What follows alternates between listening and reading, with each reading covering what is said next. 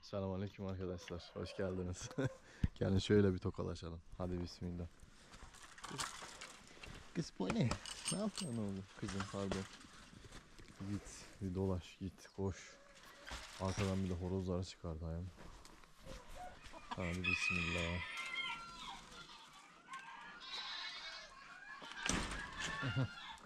Gel. Gel. Maşallah maşallah. Horozlarımız hepsi de birbirinden güzel. Ama işte yapacak bir şey yok. Şimdi tatlılığa baksana. Şu da çok güzel. O ayağım camağını kırmaz. Neyse.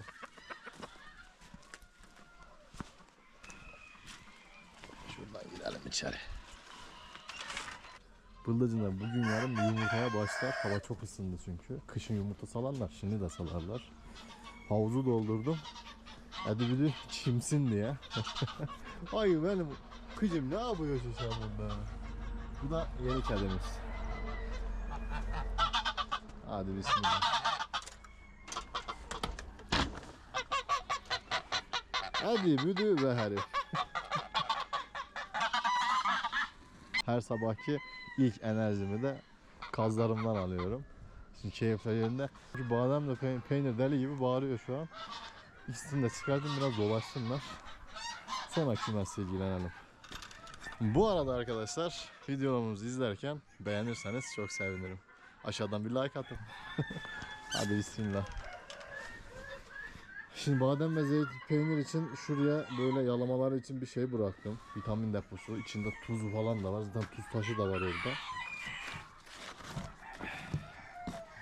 Şöyle direkt bunları açıyorum. Artık zeytin olmadığı için hayvanlar hem huzurlu hem keyifleri yerinde. Tamamen böyle açıyorum. Takılıyorlar. Şu UFO'yu da çekeyim hemen akşamları sıcak olsun diye yakıyorum da. Hadi bismillah.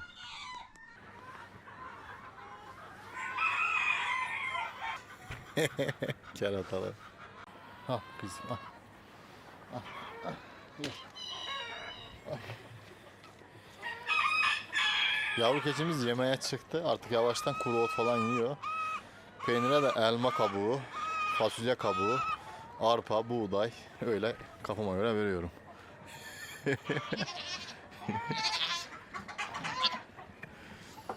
Tavuklar çıkartınca bu kadar şey olmayacaklar. Heyecanlı.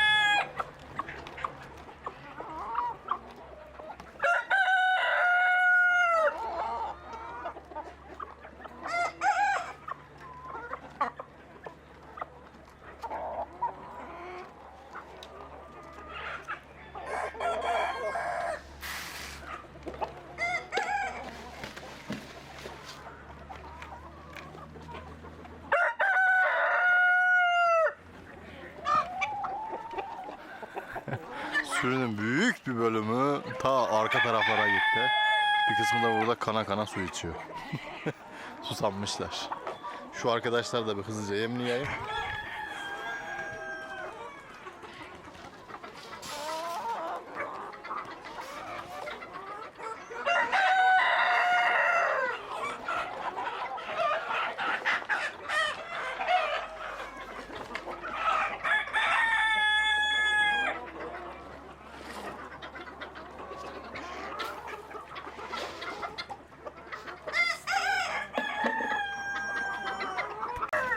Şimdi genel bir değerlendirme yapalım. Sürümüzde küçük bir tur atalım. Hayvanlarımıza bakalım. Bugün belki 3-5 tane horoz yakalayacağım. En büyük işimiz bu. Sonra da yeni ferik kafesimizden seçtiğimiz feriklerden sürüye karıştıracağım. Benim için eğlenceli bir gün. Umarım sizler de mutlu olursunuz. Şurada da birazcık kerasta var. Gözünüze çarpmıştır. Bunları da kullanacağım arkadaşlar. Keçilerimiz için bir şeyler düşünüyorum. Planlarım var. Bakalım hayırlısı. Ponimiz orada. Hayvanlarımızda bir sıkıntı görmüyorum. İyiler çok şükür. Arka tarafa doğru biraz gidelim. Kekiklerin orada beyaz bir tavuk var. Yeni ferik. Ne zaman yumurta çıkar bilmiyorum. Burada bir tane horoz var. Şimdilik zararsız ama rengi çok hoşuma gittiği için bırakmıştım hatırlarsanız. Bu biraz dursun. Şöyle arka taraflara bir bakayım. Şu horozu çıkartmayı düşünüyorum arkadaşlar. Çok gözüme çarpıyor. Hayvanları çok rahatsız ediyor. Aslında iyi bir horoz renk olarak. Hoşuma gitse de mavici, orijinal mavici zaten sürüde var. Biraz tavuklara çok fazla sıkıntı çıkarttığı için çıkartabiliriz. Şu beyaz horozum zaten duruyor. O dursun. Devam edelim. Bir tane Avustralop horoz var. O da yani nasıl büyüdü, nereden çıktı çözemedim. Ama iyi hayvan. Aha ayam cemani. Şu ayam cemani duracak. Genç zaten. Bir tane var sürüde değil mi ayam cemani horoz? Gibi gördüm. Aynen bir tane var.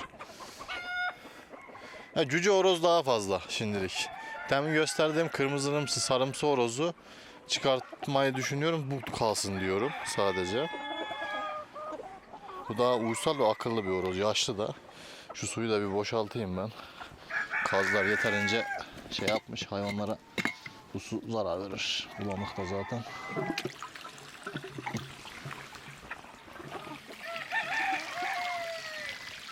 Yeter. Kazlarımız yıkanmış zaten. Ya ne güzel içiyorlar ya. Ne güzel içiyorlar. Şu hayvanların su içişi bile insana stres attırıyor. Baba. Siz çok mu susandınız? Çabuk için su bitiyor. Hanımlar. Neyse. Tamam. Hadi bakalım. Şu ayam cemani horoz bayağı yaşlı. Bak bunu çıkartabilirim. Şimdi tekte yakalarsam zaten genç bir horozumuz var. Yaşlısını çıkartalım. Biraz tavuklarla haşır neşir var. Şimdi başlayalım yani horoz yakalamaya.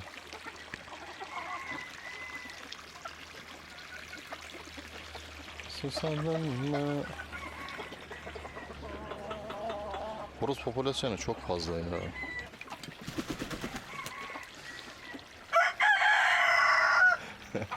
Bir de utanmadan ötüyor.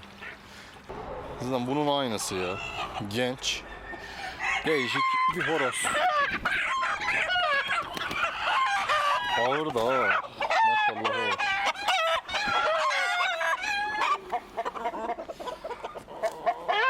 Şimdi diyeceksiniz ki dadaş yaşlısını götürsene müdürü, gencini bırak. Ya aslında mantıklı arkadaşlar ama bu hayvan hediye olarak geldiği için şu an çok çıkartma isteği de değilim. Nasıl edeceğiz bilmiyorum. Aynı müdüre benziyor. Müdür gibi. Ama sağlıklı ve genç hayvan. Ne düşünüyorsunuz? Bunu bırakalım mı? Ayıralım mı? Müdür mü bu mu? Emin olamadım. Çok çelişkideyim şu an. Ha kuzu. Yani güzel horoz. Muhtemelen birkaç ay sonra zaten babası kadar olur. Ama genç, yani onun yerini alabilir. Hem bunda daha fazla genetik var muhtemelen.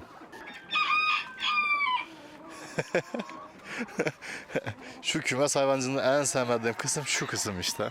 Hayvan seçerken çok zorlanıyorum. Kimi neyi nasıl yapacağım bilmiyorum.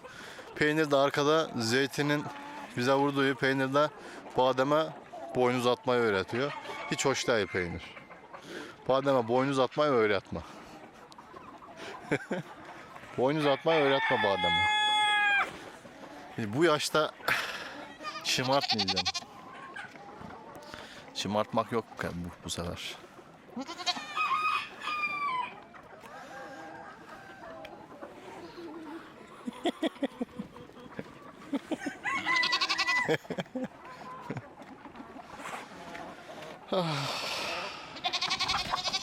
Hamdolsun, şükürler olsun.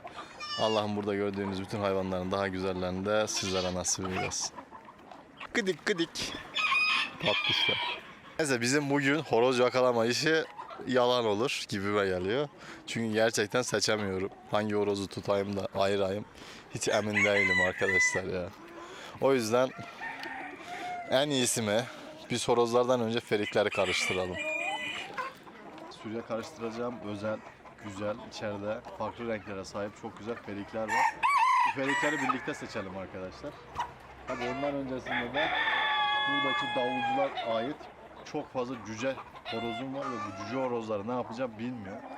Farklı bir kafes alsam, hepsini bir kafese doldursam acaba kendi aralarında anlaşabilir miler emin değilim. Bu konuda tecrübesi olan arkadaşlar varsa aşağı yorum atabilirsiniz ya da fikirleri açığım. Cüce horozları ayırdığım zaman nereye koyacağım? Büyük horozların yanına koyarsam cücelerde sıkıntı yaşarız. Davulculardan en az 5 tanesini çıkartmamız lazım. Bir tane davulcu bize yeter. Önümüzde Ramazan. Bir davulcu bize yeter. 5 tanesini ne yapacağız bilmiyor. Tavuk sayımız horoz sayımızla oranla daha az. Yani horoz çok fazla. Haklısınız. İşte bu horozların hepsini bitirebilmek için de o kadar baksam da ben seçemiyorum arkadaşlar. Sizlerden ricamız gördüğünüz horozlarımızı listeleyin ve benim bu çelişkilerden kurtulabilmem için yardımcı olun. Şimdi temelimiz şu: genç horozlar kalacak, yaşlı horozlar çıkacak. Yani tam bir damızlık tercihi yapmamız gerek. Evet, haklısınız. Ama her cinsten de bir hayvanın içeride durmasını da istiyorum. Yani bütün sürüyü tertemiz etmek istemiyorum. Lakenvaldır horozluğumuz var, bak yine bir tane burada. Örnek veriyorum, Lakenvaldırlardan bir tane, iki tane. Veya da işte Ayam Cemani'den bir tane. Her cinsten bir tane, ama gençlerini bırakıp yaşlarını çıkartmak gerek. Haklısınız. Ve sürüye karıştırdığımız yeni horozlar da var. Onu da biliyorsunuz.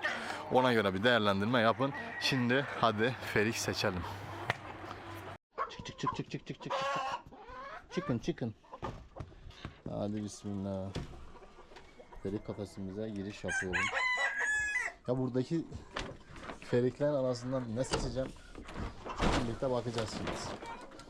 Sürüye karıştıracağım ferikler sağlıklı olması lazım.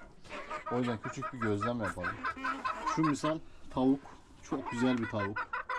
Mavizi bir tavuk. Bir o. Onu alacağım da. Başka birkaç tane gözüme kestireyim hangilerini alacağım diye. Oo, uyanık daim ha. Çok güzel. Tam istediğim gibi. Neyse, içeriye bir küçük bakalım. Bir de maske takayım. Ortalığı toza dumana katmayalım. Şu beyaz var bir tane orada. Ya o dursun, o çok. Şurada bir tane var, o da çok güzel tavuk. Tamam. 1, 2, 3. 3 tane şimdiden gözüme kestirdim.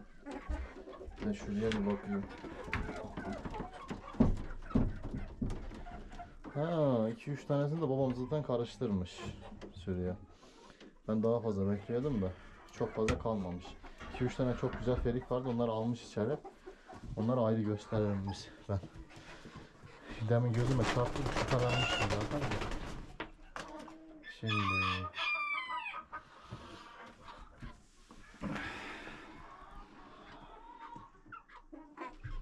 Bundan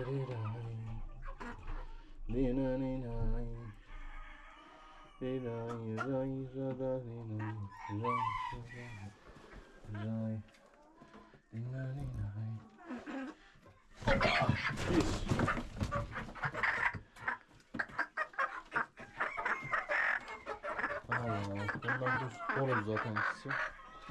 Bir tavuk bu.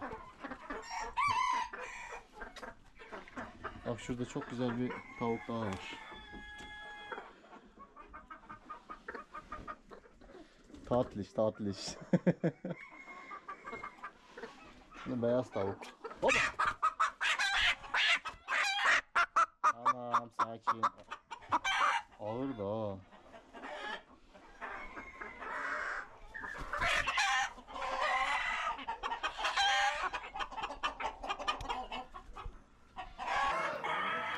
Yeni. Bak maşallah maşallah. 3 tane çok güzel perik. Şimdi bunları suya karıştıracağım ve daha önceden babamın karıştırdıklarını göstereyim size. Bu ferikleri böyle büyüttük. Tedavileri falan yapıldı. Sağlıklı olanları sürüye karıştırıyorum. 3 tane yeni tavuğumuz hayırlı olsun. Hadi bismillah.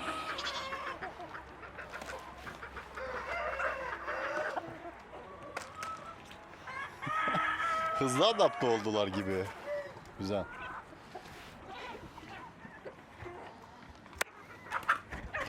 Şimdi sonradan suya karıştırdığımız hayvanlara bir göz atayım. Bakalım neredeler. Onları da sizlerle paylaşayım. Tavuklar bir yuka. Canım ha. Dolaşıyor da içeri giriş yok. Ne hızlı kaynaştılar ya. Baksana nasıl hızlı kaynaştılar. Gören diyecek ki yıllardır buradaymış gibiler yani. Kafesten içeri aldık. İçeri giriş yok kızım. Çok tatlı bir hayvan bak. Şimdi içeriden aldık. Gördünüz mü? Şimdi göremiyorum ki. 2 tane daha olacaktı. Çok güzel. Brakel kırması. Böyle ip gibi fiziğe sahip ferikler var. O feriklerimi şu an göremiyorum. Sonradan sürüye karıştırdık çünkü onları. Allah Allah. Ha biri orada. Baba. Maşallah. Rabbim daha güzel sizlere nasip eylesin arkadaşlar. Biri arkadaş şurada aynı annesine benziyor. Çok yakinen. Dur bakayım.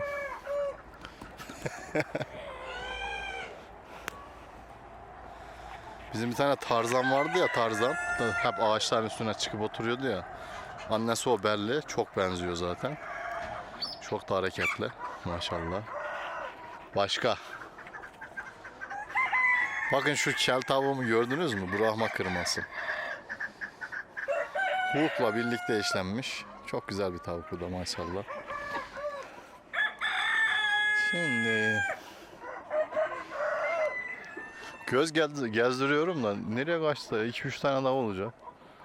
Neyse gözümüz çarptıkça gösteririm. Şimdilik göremiyorum. Kim nerede belli bile değil.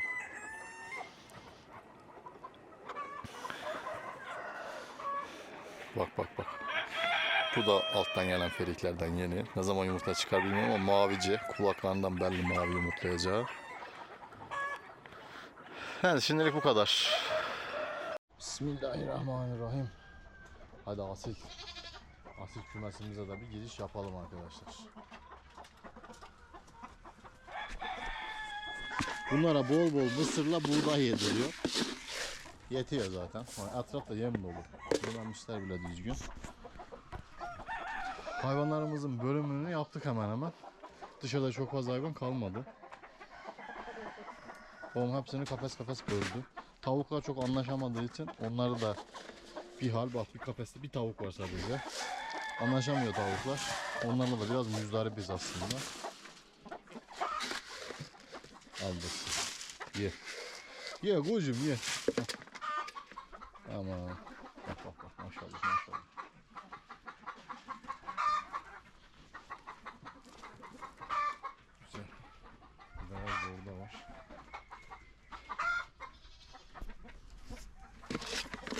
Oraya bu kafesler sana yazın lazım olacak ya. Kurt düşürtürsek birkaç tane illa asil olmak zorunda değil mi? Gerçi asillerin altına da yumurta koyabilirim değil mi arkadaşlar? Ama kafese de ihtiyacım var. En azından 2-3 kafes boş kalsın ki normal gurk yatırabileyim. Bu kafesleri en çok ona kullanıyorum zaten. Gurk yatırmaya. Biri gurk düşüyor. Hemen bu kafeslere dolduruyorum gurkları. Çok kullanışlı oluyor çünkü. Yani 1, 2, 3 tane kafesimiz var. Gerekirse yatırırız.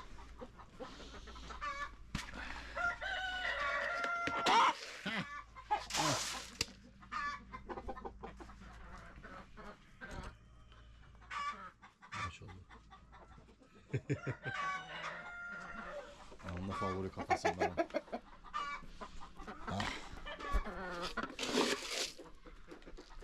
Beyaz horozum benim. Aslanım. Ben bunu seviyorum. Al oğlum. Gel ye. Oğlum al. İri de ya. Dimdik de duruyor. Al mısır.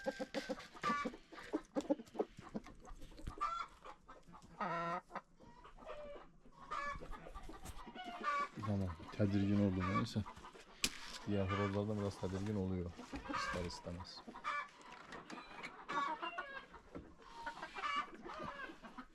Asil tavuklarımızın yumurta satışlarına başladık ama sıraya alıyoruz arkadaşlar. Yorum kısmına doğru inerken görürsünüz. Sitemize girerek sizler de sıraya girebilirsiniz yumurta sırasına. Benim kara piziğim de var ya, kara. Ah bismillah. Evet, şimdi su dolduracağım. Hayvanların suyu var, hepsi otomatik de. Büyük sürünün birkaç noktasına su dökmeliyim. Ancak normal bir su doldurmayacağım. Yine ayda sadece 1-2 kez uyguladığım zencefili uygulamak istiyorum. Şöyle 10 litrelik bir kaba, çok fazla değil bu arada, abartmayın. Bir çay kaşığı yetiyor, şöyle tepeleme. Bitti, bu kadar. Zencefilin fazlası tavuklara zarar verebilir. Araştırdığım zaman ağır bir şey, biliyorsunuz yani bizler bile zencefili kaynatıp içerken zorlanıyoruz. Sularını direkt karıştırıyorum. Tedbiren ayda bir sefer, 2 sefer. Bazen bazı aylar vermeye de biliyorum ama yine de bugün mesela su vereceğim. Aklıma geldi. Bu ay hiç vermedim. Bu ay 10 litrelik vereyim içsinler. 10 litreye bir çay kaşığı tepeli zencefil döktüm. Şimdi suyla karıştırıp hayvanlara vereceğiz. Gerçi suyu da arkadan doldursam daha mantıklı.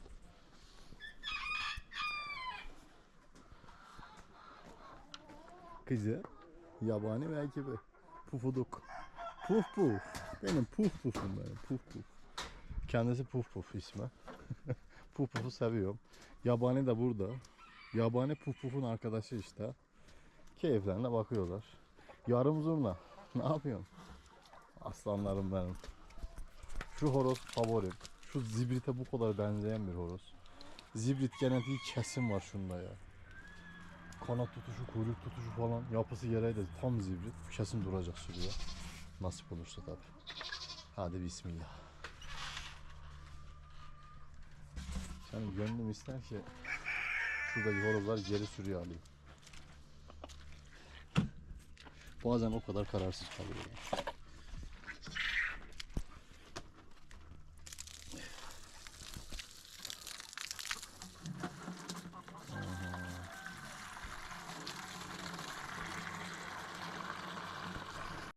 Bir de su depomuz bitmiş, onu dolduralım. Merak edenler var. Bakın yapımı tamamen böyle. Babamın el emeği, göz nuru. Hem de vanalı.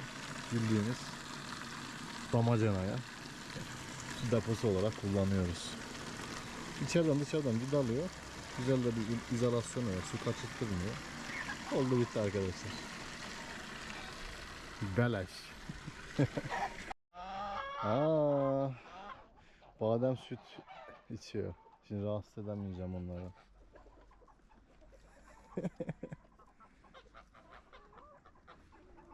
Bu ara peynir bademe az süt veriyor. Onu fark ediyorum. Bir bakayım.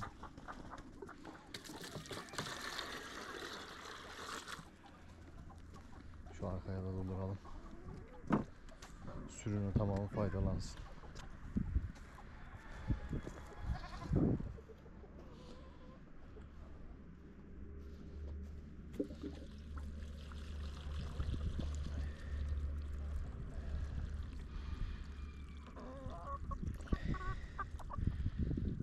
Oh, afiyet olsun.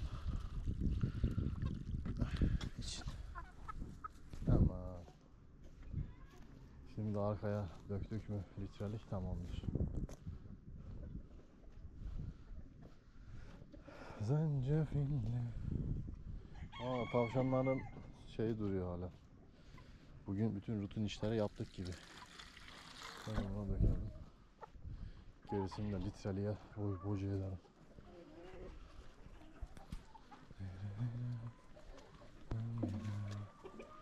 Hayvanlar susuz. Yetmedi sabah suları.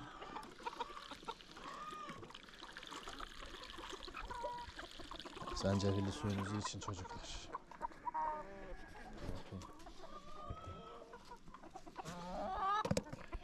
Şimdi şöyle yapalım. Birazını şöyle yapalım. Gerisini de içine koyalım.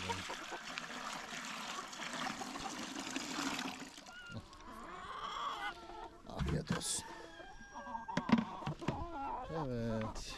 Böylece rutin işlerimizin bir kısmını halletmiş olduk. Böyle hayvanlara doğal bir şeyler veriyorum ya. O kadar mutlu oluyorum ki. Onlar tüketirken onları izlemek falan da. Koçik. Koçiğim geldi benim koçik. Koçiğim benim koçiğim.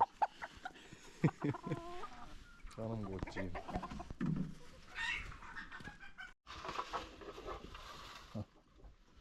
Afiyet olsun çocuklar. Ve şu arkadaşa da birazcık verelim. Ben yesin. Favori tavşanım şu.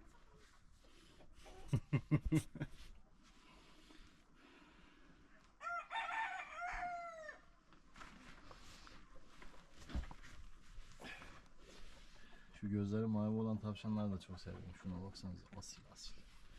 Şu hayvanlarımızın tüyleri böyle şey olmuş, onları keseceğim. Hava biraz soğuktu diye çok uğraşmak istemedim. Önümüzdeki haftalar biraz ısınsın hava. Tüylerini kesip kırpacağım, yeniden uzansın. O yüzden çok fazla peltekleşmiş, pislenmiş, toplanmış falan. Yün gibi tüyleri var. Ne yapacaksın? Tavşanlara arpa veriyorum böyle. Arpa ezmez. Yetiyor ya.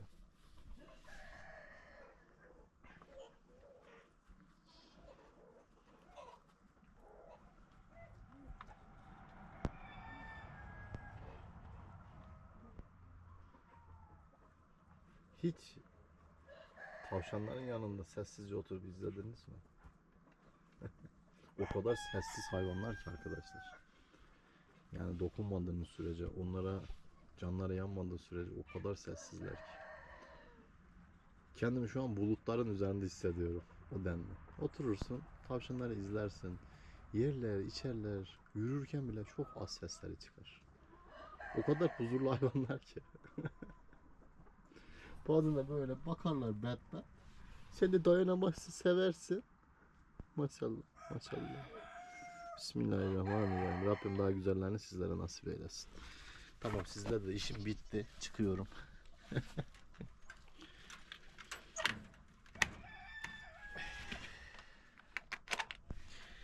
Ya şu tavşanları karşıya almak istiyorum. İspenç horozları ayırdık ya şu an tek oraya. Burayı yapıp tavşanları komple oraya taşıyabiliriz. Hiç belli olmaz. Yani hepsini bir araya toplamak istiyorum. Kekikleri de. Hadi bir de kekiklere bakalım. Bismillahirrahmanirrahim. Evet. Keklik apartmanımızdayız. Uzun zaman sonra sizlerle kekliklerimi paylaşayım dedim. Arkadaşlar çok fazla kekliğimiz yok. Geçen yıl üretim yapmaya çalıştığımız kekiklerimizin çoğunu biliyorsunuz gelişim döneminde kaybettik. Şimdi kekiklerimiz yuvalarından çıkmıyorlar şu an. Çıksalar daha net görüntüler alabileceğim. Böyle bekliyorum da diğerleri nerede yani az dedim de yine 4-5 tane olması lazım. Mart ayından sonra yumurtaya çıkacaklar. Yumurta sürecinde Bu yıl ilk yumurtaları kendi makinemize doldurup çıkartacağım. Yani kekliği artırmamız lazım gelen sezon için. Maşallah biri çıktı. Bunlar kınalı keklik. Çok iyi bakıyoruz bu arada. Hayvanlarımızın keyfi yerinde. Tavlılar, kilolular. Ama çok sakinler şu an. Hava hele de kapalı olunca hava hiç bağırmazlar, çağırmazlar, ötmezler.